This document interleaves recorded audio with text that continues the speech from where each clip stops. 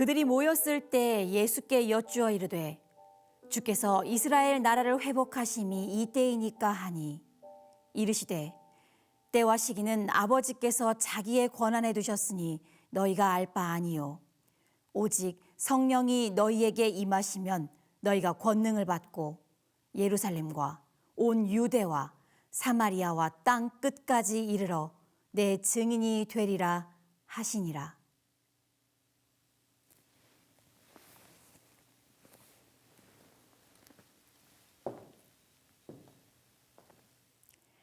사도행전 1장에서 예수님이 승천하신 후 베드로와 제자들은 복음을 전하기 위해 곳곳으로 흩어집니다. 이후 사도행전 3장에는 베드로와 요한이 한 안진뱅이를 고친 사건이 기록되어 있습니다. 베드로와 요한이 안진뱅이를 일으킨 이 기적은 초대교회의 매우 중요한 사건이었습니다. 이 기적을 계기로 예수님을 믿는 사람들이 점차 늘어났기 때문입니다. 그런데 교인이 늘어나자 교회 안에 문제가 생겨나기 시작합니다.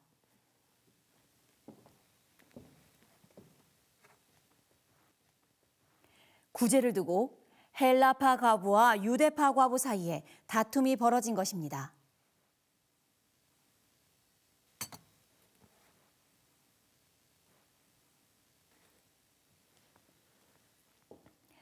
이 사건을 계기로 초대교회에는 집사라는 직분이 생겨납니다. 사도들이 말씀 전하는 일에 힘쓸 때 손과 발로 봉사하기 위해 선출되었던 초대교회의 7 집사들. 그들 중 믿음과 성령이 충만한 사람이라 불렸던 한 사람이 있었습니다. 그의 이름은 스데반. 스데반은 부르심 전에 준비되어 있었고 부르심을 받자 기꺼이 헌신했으며 하나님의 꿈을 자신의 꿈으로 믿고 따랐던 그런 사람이었습니다.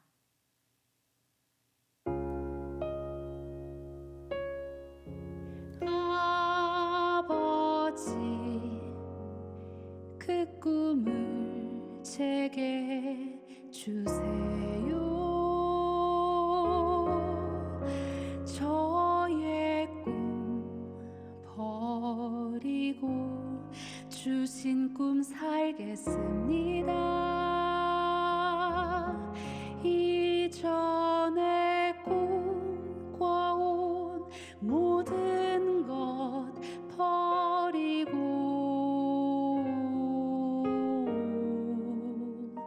주신 꿈 살겠습니다.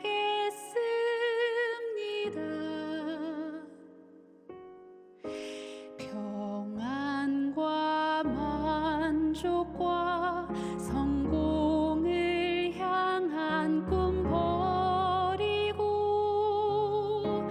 인내와 고통과 포기로 걷는 꿈을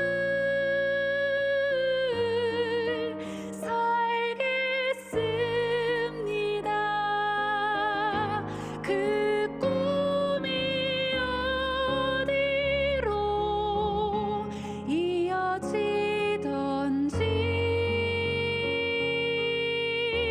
거기로 가겠습니다.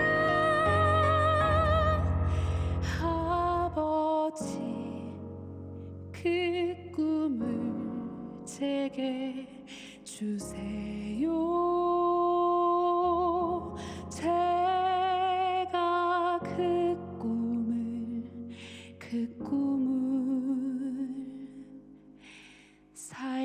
살겠습니다.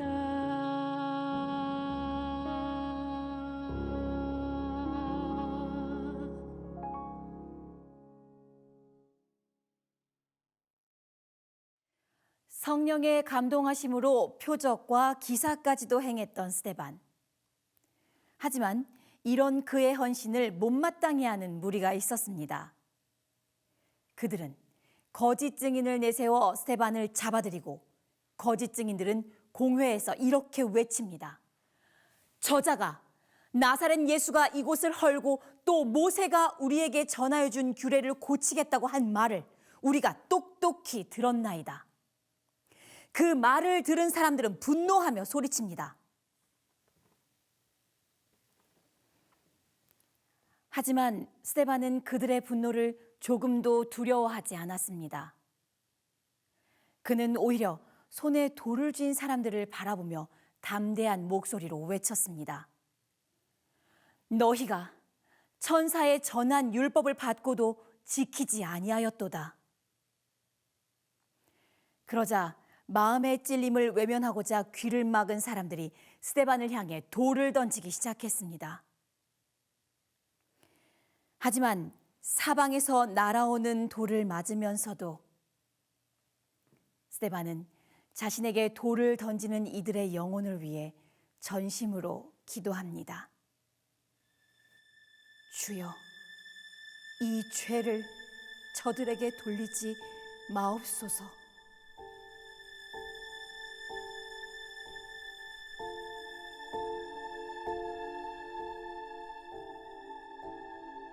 눈을 들어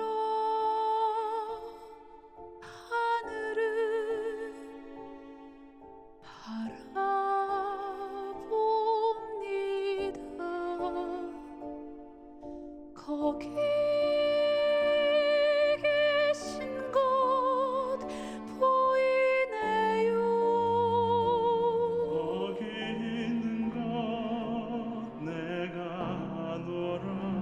주의 명령 받고서 걷는 이 길 한 번도 외롭지 않았습니다. 한 번도 너를 홀로 두지 않았노라. 하나님 강하나 담대하나 내가 세상을 이겼노라. 하나님 강하나 담대하나 내가 세상을 이겼노라.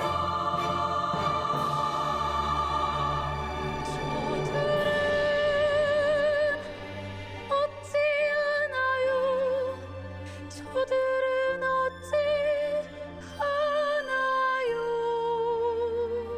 평안히 나의 안식에 참여하라. 안식에 참여하라. 나의 주 나의 하나님 나의 종 나의 스데반 나의 주 나의 하나님 나의 종 나의 스데반 나의 하나님 주님 스데반 주님 스데반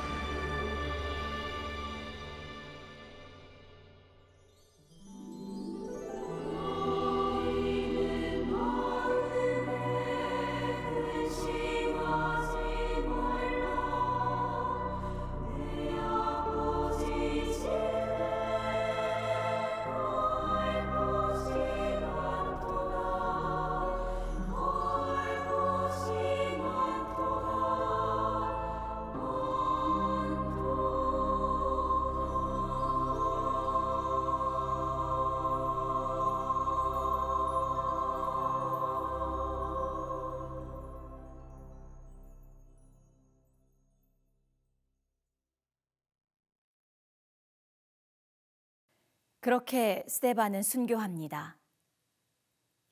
그런데 스데반이 순교할 때 사도행전 7장에 등장하는 또 한 사람이 있습니다.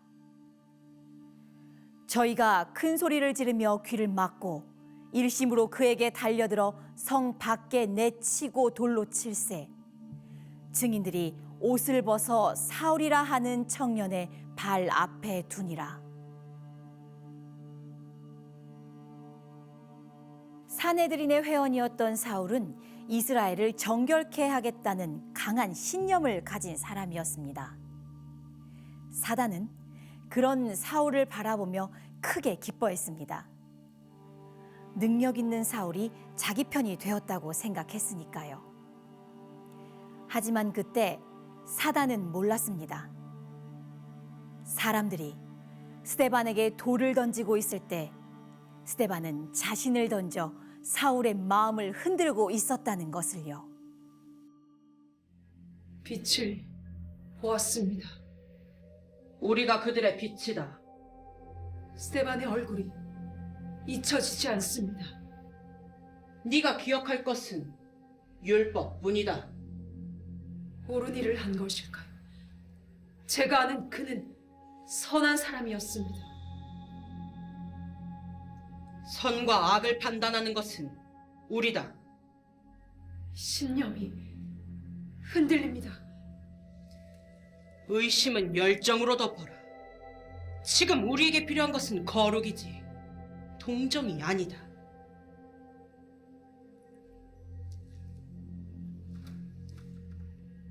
베드로가 고친 안진뱅이, 그자가 사마리아를 거쳐 다메섹으로 갔다고 한다. 어찌할 바를 알겠느냐?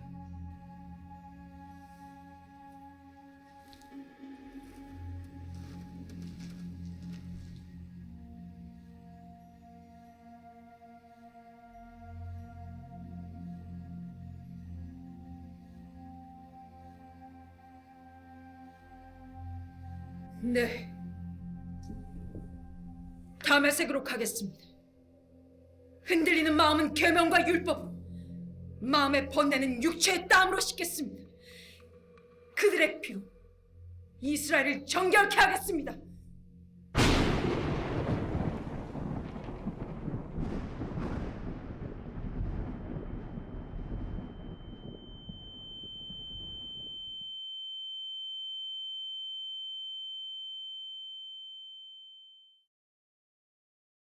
사울아, 사울아, 명철한 사울아, 어찌하여 나를 대적하느냐? 주여, 내시오니까. 나는 내가 박해하는 예수라. 주여, 내시오니까. 주여, 내시오니까.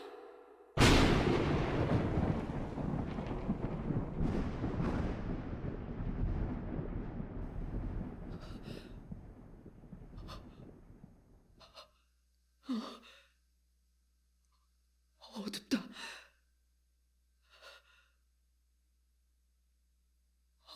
없었노니.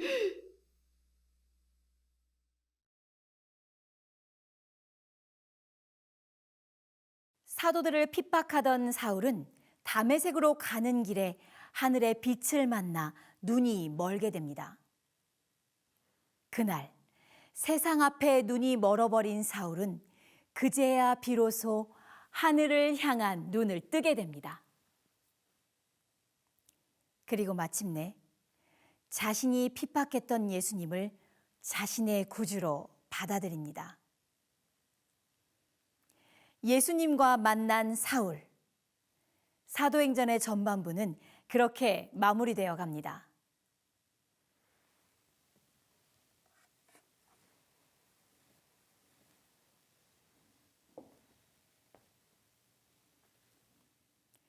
그런데 사도행전 9장에는 사울의 회심 장면 바로 다음 한 특별한 여인에 대한 기록이 등장합니다.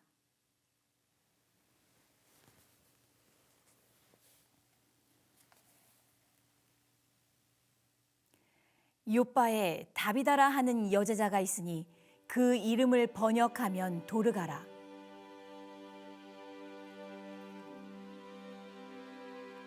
선행과 구제하는 일이 심히 많더니 그때에 병들어 죽음에 시체를 씻어 달하게 뉘우니라.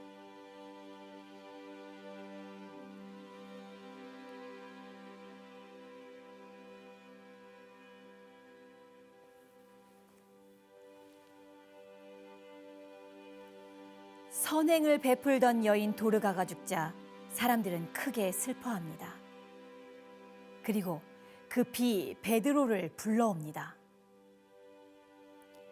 사울의 회심, 도르가의 죽음, 그리고 부활, 요빠로 온 베드로. 이 이야기들은 과연 어떻게 사도행전의 후반부를 열게 될까요? 요빠의 사슴 도르가의 이야기는 어떤 바람을 몰고 오게 될까요? 여러분, 저는 오늘 이곳 요빠에서 복음의 또 다른 이름을 보았습니다. 전국이 부엌과 옷장에 먼저 전파되었더군요. 이는 사도들의 행전에 영원히 기록될 모습입니다.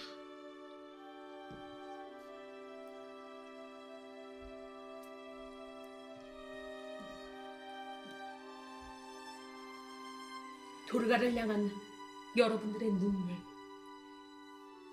그리고 간절한 탐험, 이는 천국을 향한 세상의 눈물입니다.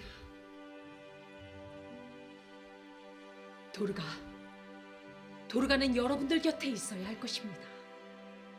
그리고 제2, 제3의 도르가들이 복음과 항상 함께 할 것입니다. 이 일로 인하여 내가 부름을 받았고 성령의 감동하심으로 명하노니 주의 복음 사역과 천국 전파를 위해 눈물 흘리는 이 모든 사람들을 위해 도르가들이여 일어나라.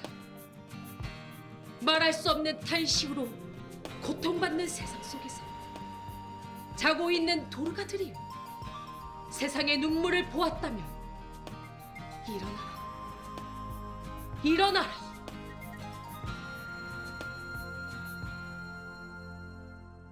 해는 지고 슬픈 저녁, 어지러이 부는 바람에 지쳐가는 세월, 꺾인 날개로 고통받는 이들의 식어버린 눈물, 흔들리는 어깨, 누가 이들의 이웃이 되어주고 누가 이들의 위로가 될 것인가, 누가 이들의 두 손이 될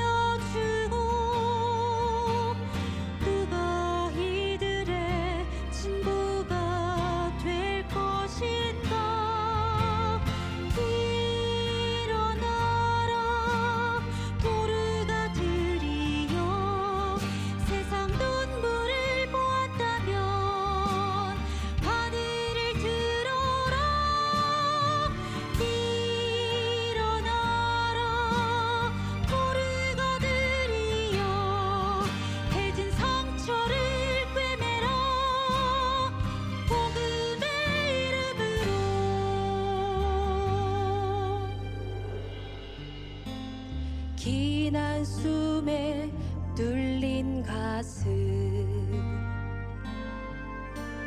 잃어버린 꿈을 따라서 비어가는 시선 천국 바라며 눈을 감는 이들의 배고픈 아침 말라가는 숨결 누가 이들의 이웃이 되어주고 누가 이들의 위로가 될 것인가 누가 이들의 두 손이 되어주고 누가 이들의 친구가 될 것인가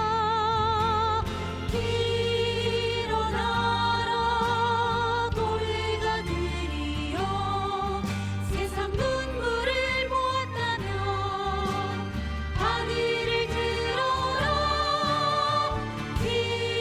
일어나라 돌가들이여 깨진 상처를 꿰매라 복음의 이름으로 일어나라 돌가들이여 세상 눈물을 보았다면 하늘을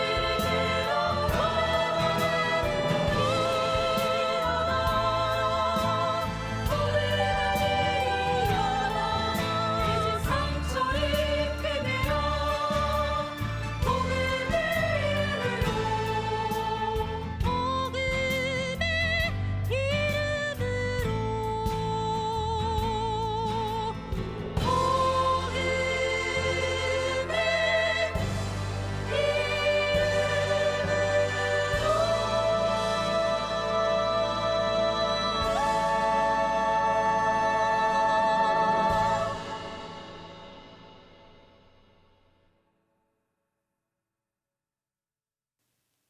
특별한 여인 도르가 때문에 요빠로 오게 된 베드로.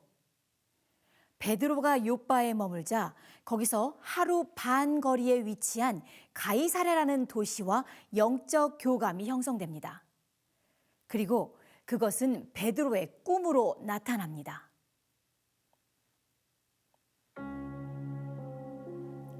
하늘이 열리며 한 그릇이 내려오는 것을 보니 큰 보자기 같고 내 귀를 메어 땅에 들이웠더라. 그 안에는 땅에 있는 각색 네 발 가진 짐승과 기는 것과 공중에 나는 것들이 있는데 또 소리가 있으되 베드로야 일어나 잡아 먹으라 하거늘. 의미를 알 수 없는 꿈을 꾼 베드로. 명령을 따라 가이사랴의 이방인 고넬료의 집으로 향합니다. 그리고 그곳에 도착한 베드로는 비로소 자신이 꾼 꿈의 의미를 깨닫게 됩니다.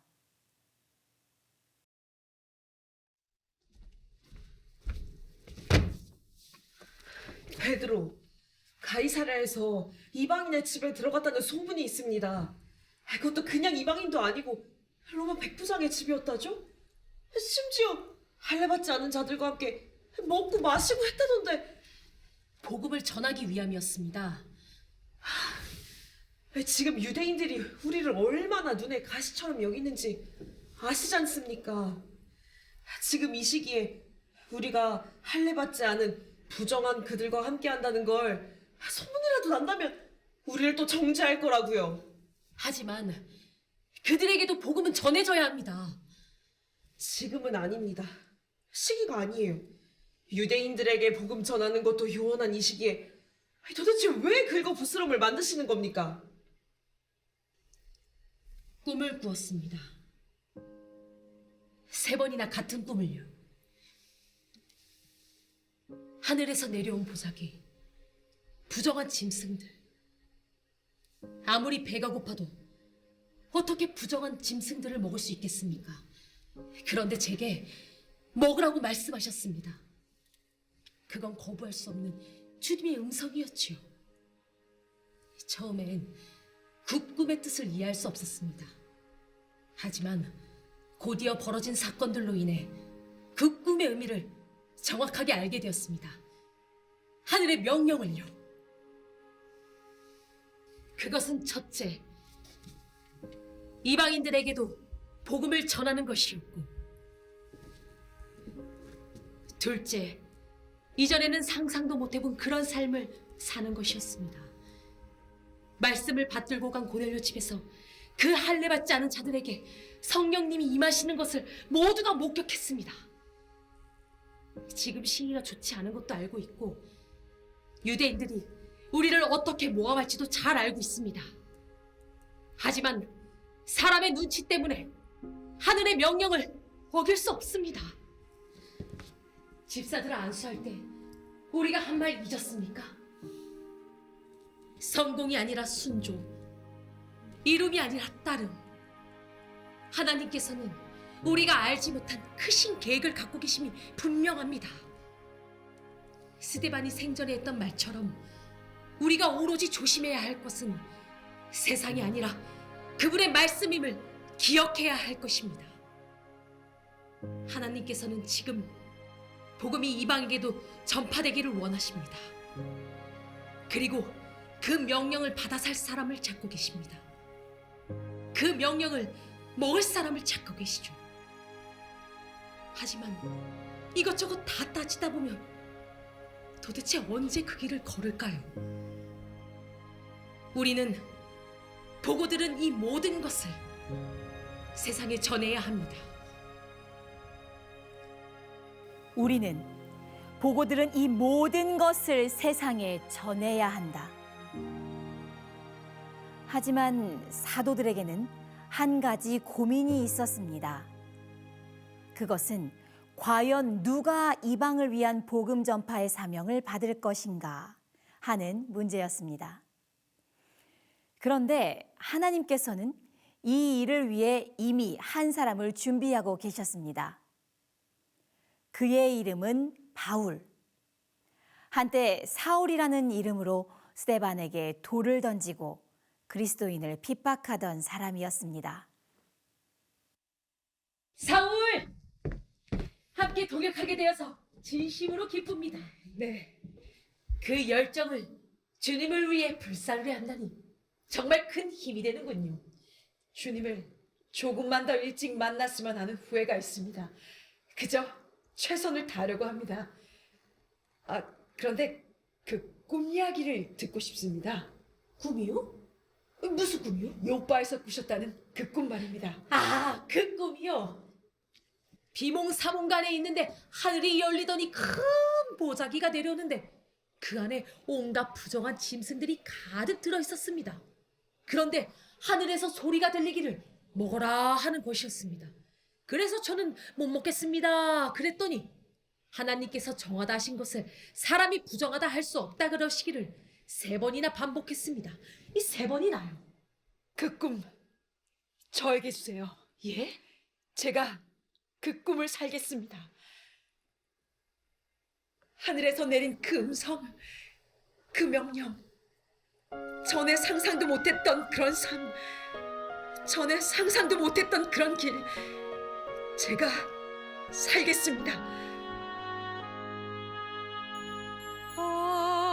아버지 그 꿈을 제게 주세요. 저의 꿈 버리고 주신 꿈 살겠습니다. 이전에 꿈꿔온 모든 것 버리고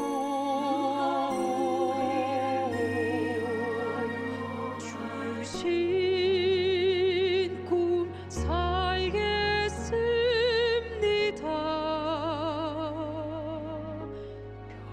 평안과 만족과 성공을 향한 꿈 버리고 인내와 고통과 포기로 걷는 꿈을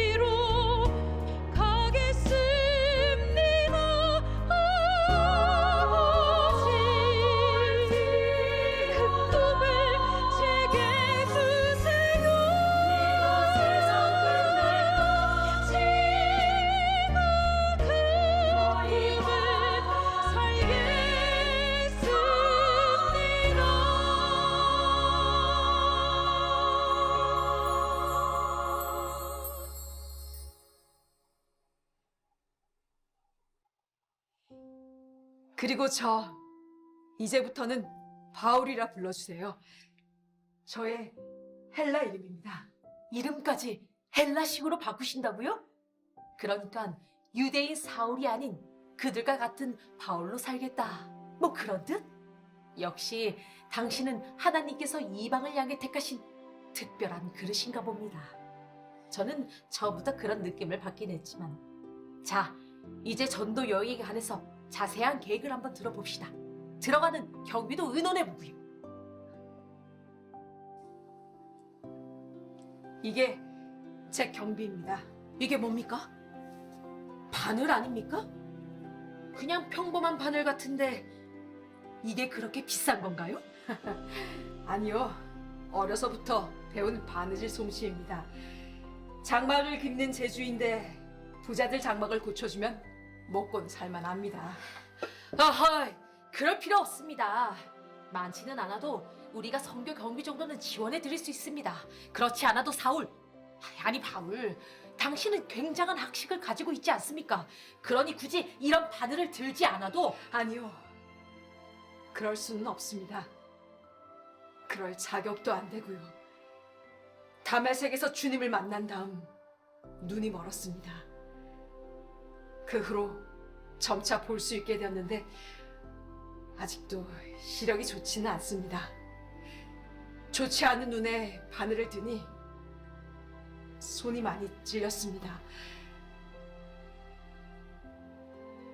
그런데 이상하게도 손이 찔렸는데 가슴이 아프더군요. 바늘에 찔릴 때마다 스데반이 생각나기도 하고 주님 찌셨던 가시관과 십자가가 생각이 납니다. 바늘, 참 여러모로 쓸모있는 물건입니다.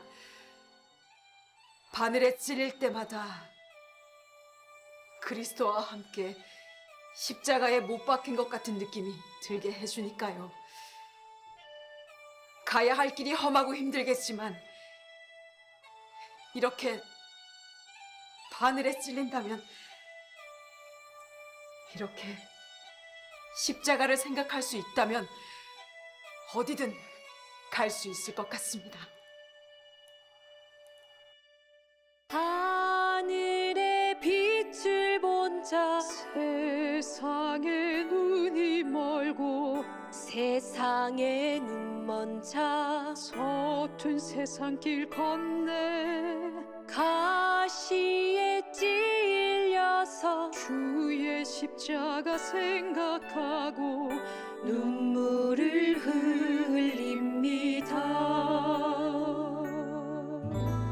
이 길에 고난 없다며 주의 고난 어찌 생각해 주 십자가 잊고서 어찌 따르리요 가시에 찔려서 주의 십자가 생각하고 은혜를 생각합니다. 하늘의 빛을 본 자 세상에 눈이 멀고 세상에 눈먼 자 서툰 세상 길 건네 가시에 찔려서 주의 십자가 생각하고 눈물을 흘립니다.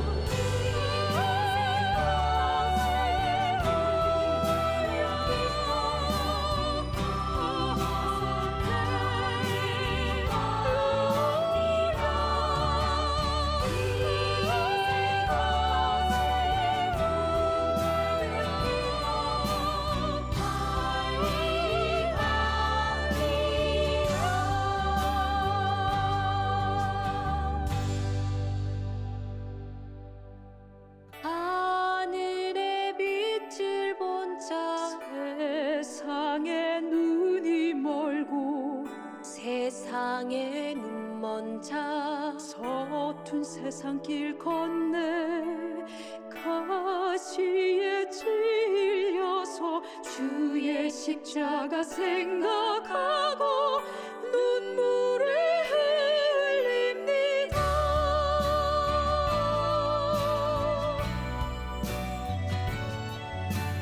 눈물을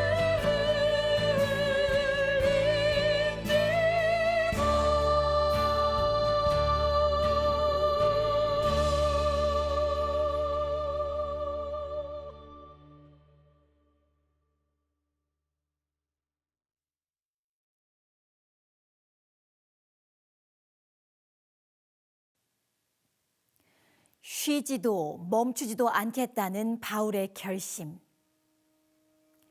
이후 사도행전 후반부 13장에서 21장에는 바울의 선교 여행이 기록됩니다. 바울이 떠난 선교 여행은 그동안 바울이 살아온 삶과는 너무 다른 길이었습니다. 먹으라는 하나님의 명령을 받아 바울은 자신의 입맛과는 전혀 다른 삶을 먹었던 것입니다. 그 길은 겸손과 눈물과 참음으로만 걸을 수 있는 길이었습니다.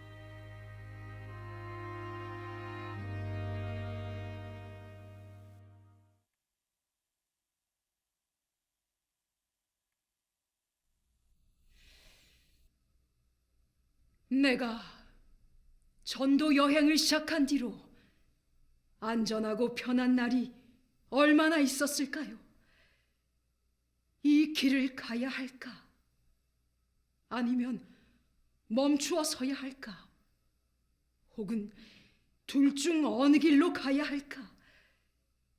그렇게 갈림길에 서게 되면 난 늘 하늘을 보았습니다. 그러면 참 단순해지더군요. 그래요. 내게 있어 길은 주님이 가시는 곳입니다. 이 땅에서 길을 가다가 보면 언젠가는 멈추게 되겠지요.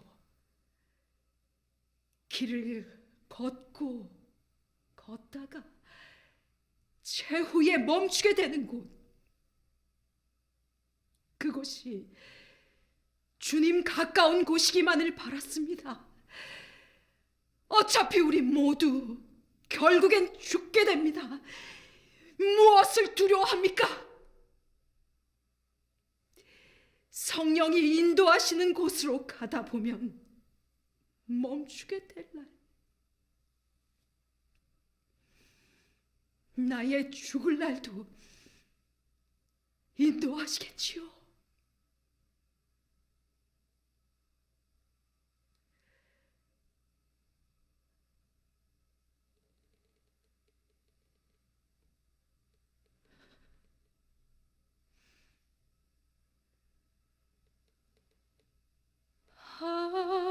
하늘에서 내린 꿈은 사람의 꿈이 되고 사람이 품은 꿈은 평생 그의 길이 되지. 주신 그 길 걷다 보며 멈출 곳도 인도하시겠지.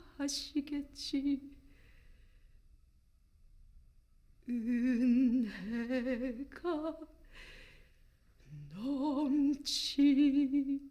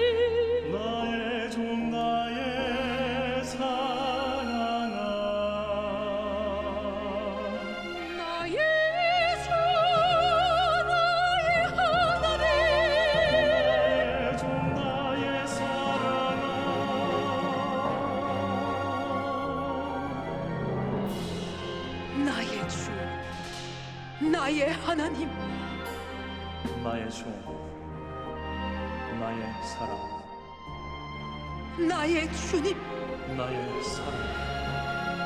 하나님, 바울아, 하나님, 바울아.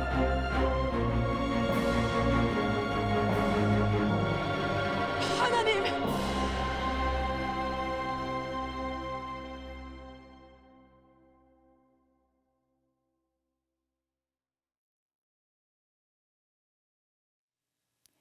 후에 로마에 도착한 바울은 네로의 폭정 가운데 감옥에 갇히게 됩니다. 그리고 2년 후 바울에게서 어떤 죄도 찾지 못한 네로는 바울을 석방합니다. 석방된 바울은 즉시 로마를 떠나 다시 한번 전도 여행을 시작합니다.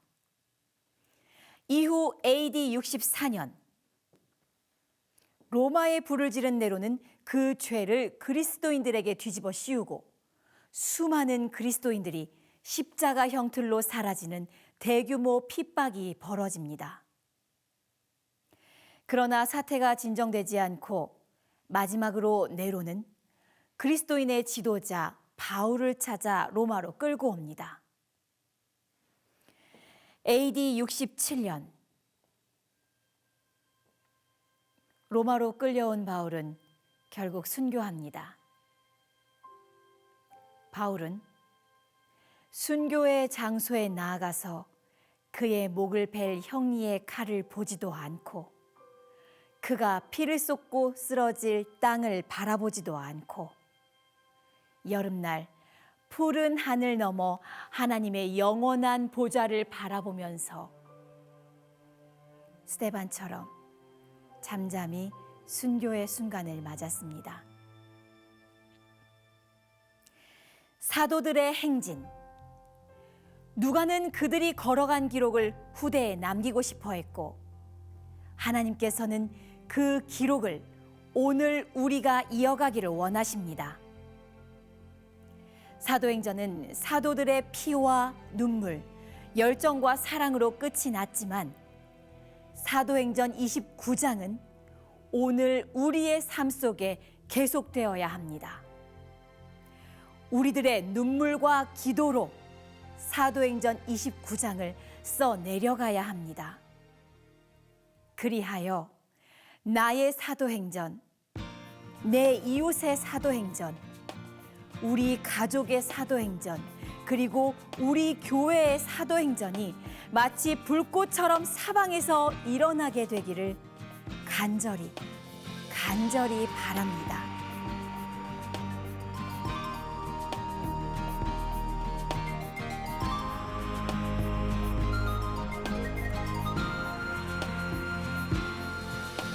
신경력을 먹어 살이 되고 피가 되어 보내신 곳을 살아가는 것 그것이